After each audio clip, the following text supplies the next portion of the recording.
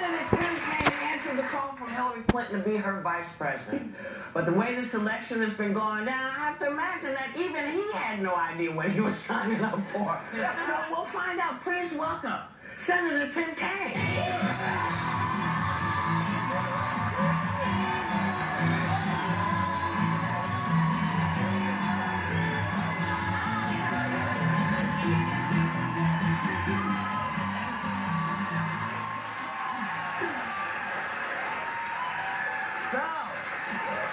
Can I call you TK? You can call me TK or Tim. All right, Tim.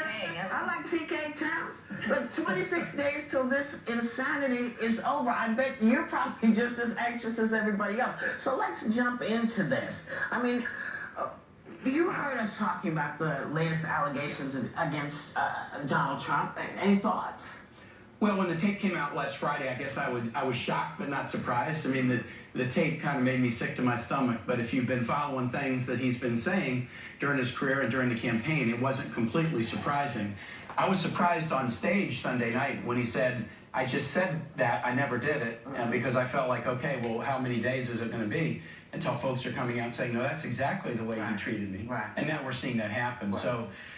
Not surprised, but it is shocking, and especially that he is the nominee, and this stuff is coming out. That's the interesting thing, because Bill Clinton also has been accused of infidelity, sexual assault.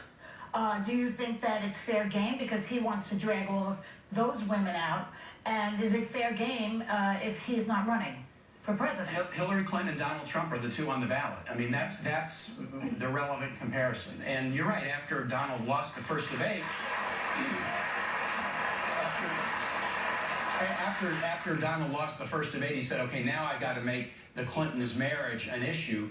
It's not an issue for the voters. I mean, as I'm talking to people, he can run the campaign he wants, but as I'm talking to people, they want to talk about jobs and they want to talk about safety in a challenging world, and especially how to build a community of respect where we let everybody be around the table, not a community of disrespect and division. I'm kind of curious because I wondered what went through your mind when you saw the second debate and you saw the sort of pre-show to the second debate, which was Donald Trump bringing out all the accusers. Did you have to take a deep breath, or what do you think? Well, I mean, it was, this is the most surreal race I've ever seen, and I'm in the middle of it. I mean, this is my 9th race, and I was chairman of the Democratic Party nationally, so I've worked on a lot of races.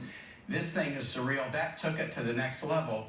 But I thought the thing that was so great about Sunday night's debate was that Hillary just was professional. You know, it was a weird circumstance for her to walk into, and I think what voters were looking at was, you know, how can you handle it? I mean, and she handled it like somebody who's got the temperament and the judgment to do the job, and that was what I really appreciated. I want to ask you a little bit about WikiLeaks, because there have been some things that have come through about the campaign.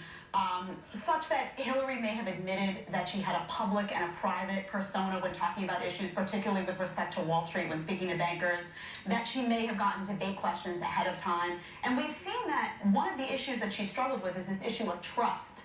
Does this support that? Or what do you say to voters that have doubted her on the trust issue and now see these things coming through via WikiLeaks? First thing on WikiLeaks, I mean, the FBI and the Director of National Intelligence has said this is hacking that Russians are behind it. The Russian government is behind it. So anybody that would hack to try to destabilize an election, you can't automatically assume that everything in all of these documents are even real.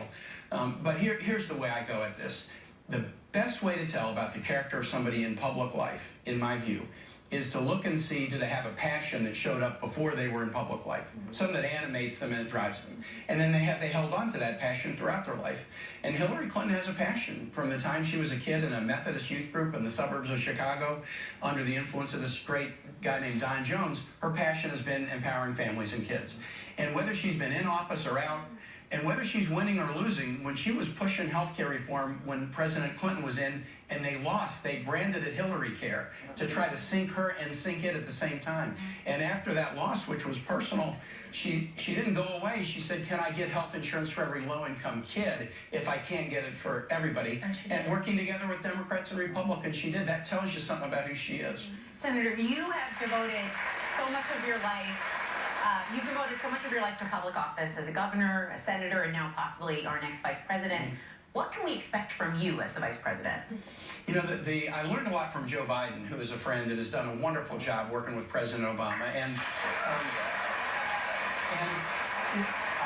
And some I've learned because he's talked to me, but some just by watching up close in the Is he Senate. sorry he didn't throw his hat in now?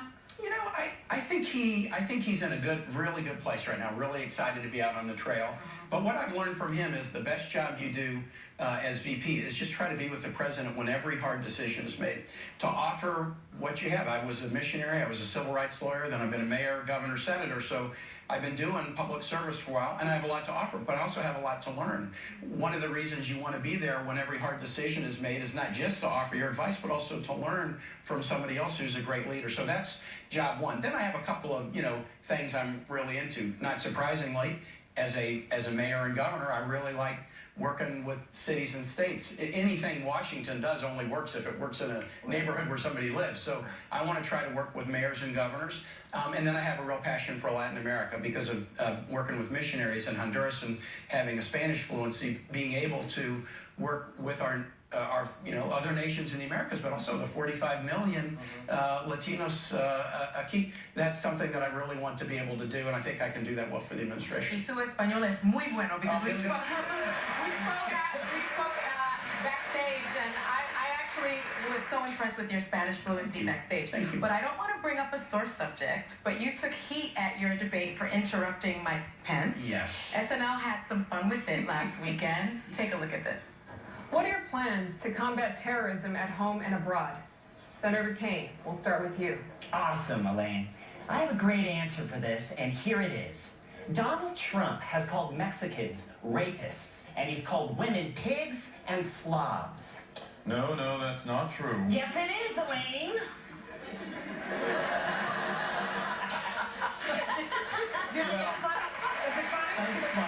I mean, you guys, I've apparently watched too many episodes of The View. I mean, with the interruption.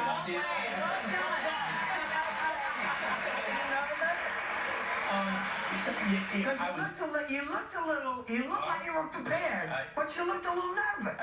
Nervous in the good way. I think if you go into something high stakes and you don't have any sense of nerves, you should probably do something else. You look like a litigator to me, but did you realize how much you were cutting him off? At some point I made a decision. I made a decision pretty quick. I had two jobs that night, and it wasn't winning the debate, it was winning the election. So I needed to do two things. One, I needed to make sure that he did not open up any new line of attack on Hillary. I'm defending my running mate. And the nice thing was the next day there were no stories about Hillary or anything about Hillary. And then the second thing is I wanted to ask him over and over again, I don't see how you can defend this thing or this action or this word that your running mate has put on the table. And I did that 9 times during the debate, and I was able to say, every time I do that, you don't defend. If you can't defend your running mate, why should anybody else vote for him? Well, It got a little annoying, I'm sure, but I mean, I had a job to do. So. I think they said that you lost the debate, though, right? Yeah, but I Does that think bother you when they say that? I don't understand winners and losers in a debate. It's what you get out of it, but they said you lost. Well, again, I wasn't going in to win the debate. I was going in to try to win the election. That was my goal, and I hope I advanced it all the way. Well, we're not going to interrupt him, but we are going to go and come right back with somebody you would never interrupt. No. Your wife, Anne Holton. We'll be right back.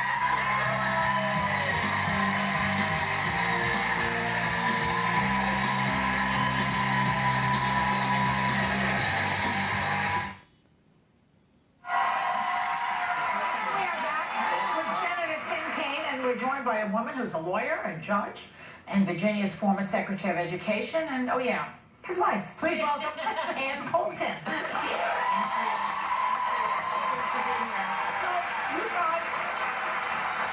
I said it was interesting during the break that you use your maiden name. I do. Whereas years ago you couldn't do that in politics, but... The only person who was upset when I didn't change my name was my mother. Oh, really? She had hand-embroidered monogram towels for me with my new initials to be, she thought. Oh. And she still worries about what the mailman thinks.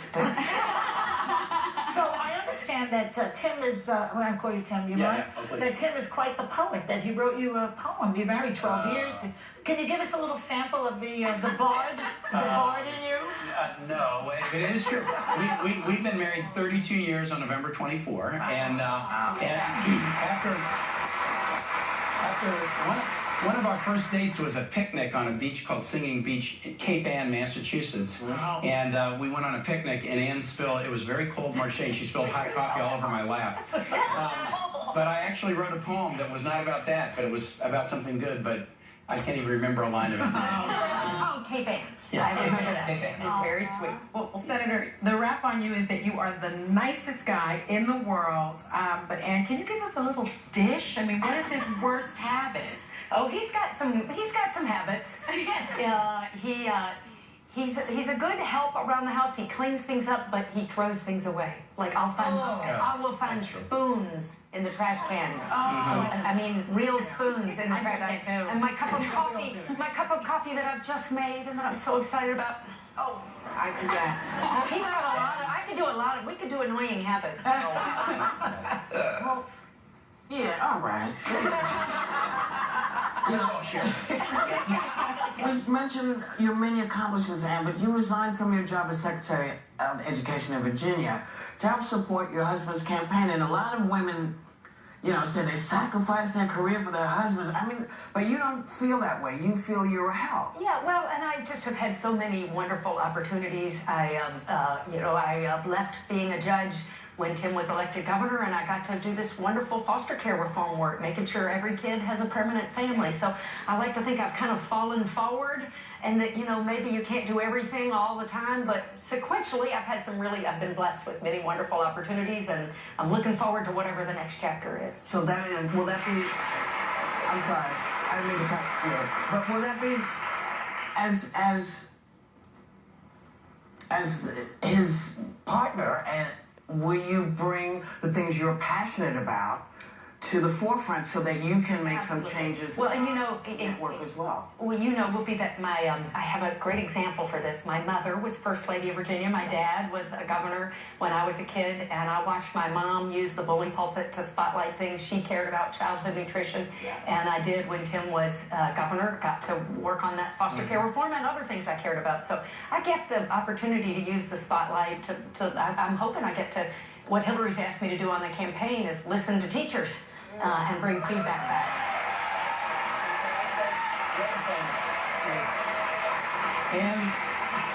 Anne has helped me do my job better. So when I was governor, and she had been a juvenile court judge and done a lot of work with the foster care system, she said, we need to reform Virginia's foster care system. I probably wouldn't have known that on my own. And so she then led the effort with my cabinet secretaries to do that. And, we ended up doing some really good things that were all because of her insights and her energy that I wouldn't have on my own, made a priority. So she has helped me do a better job, and I hope I've helped you, do a better job in some of the things that you've done too. I had a chapter. On a much lighter note, it is Throwback Thursday. Do you guys know what that is on Twitter? Where you So we have to ask you about these pictures that broke on Twitter where everyone spoke about what a hottie your husband is. That is Joy said, is that you? I do love those ones of him with our oldest. Well, look at you. That young man is now a Marine Corps officer in our oldest son. So I love those pictures. Does all that talk make you jealous at all when everyone comes out, or does it make you proud? Or well, I actually think he's hotter now than he was then. So.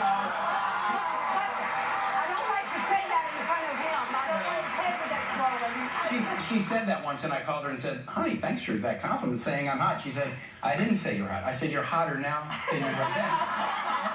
I thought you were kind of goofy back then. So. Well, your dad is in a film that I was in called Big Stone Gap.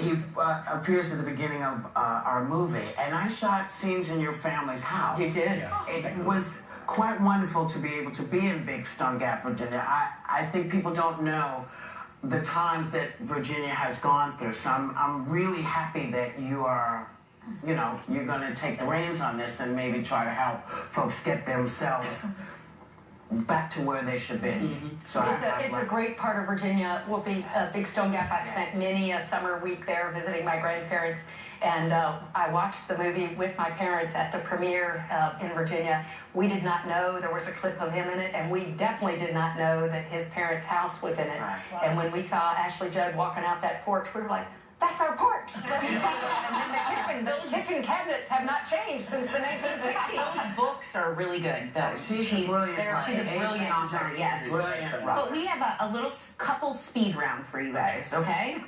So, who wins an argument, Anne? Me. Yeah, Hands that's down. true. You both said that. Yeah. Now, Tim, we asked Anne about your worst habit. What's her worst habit? Well, she is annoyingly right, and even when I'm sure she's wrong, then like 3 days later I realize she's right, and that is a bad habit. Still right, yeah. Now, Anne, you have 3 kids. Which one of you is the pushover parent? Oh, that would be him too. Yeah, I would say that raising children, it was a knockdown, drag-out struggle between me and number 1 son for control of the household. Tim, a very distant third. Wouldn't you say? I mean, I think that's fair. Me. And Anne, what is your favorite date night? Oh, we're pretty simple. We love to go for a walk. We've got a park near our house. We'll go for a walk in the park and then come home and watch TV and drink a little wine. That sounds perfect. Yeah. And Tim, the show you have to watch together. We love this show called Turn. I don't know if you guys have seen You're it. supposed to say The View. Oh yeah, okay. but we are not together. We are not together in the mid-morning. So Turn is a great show, an AMC show about George Washington spy ring on Long Island during the Revolutionary War, and it's shot in Virginia. And we've gotten to know some of the Of course, folks. that's what you watch. Yeah. So we have to go. It was really lovely to have you here. I want to thank Senator Tim Kaine and Anne Holton. And we're inviting Mike Pence and Mrs. Pence to come on the show also. So I hope that they will come here, and we will be right back.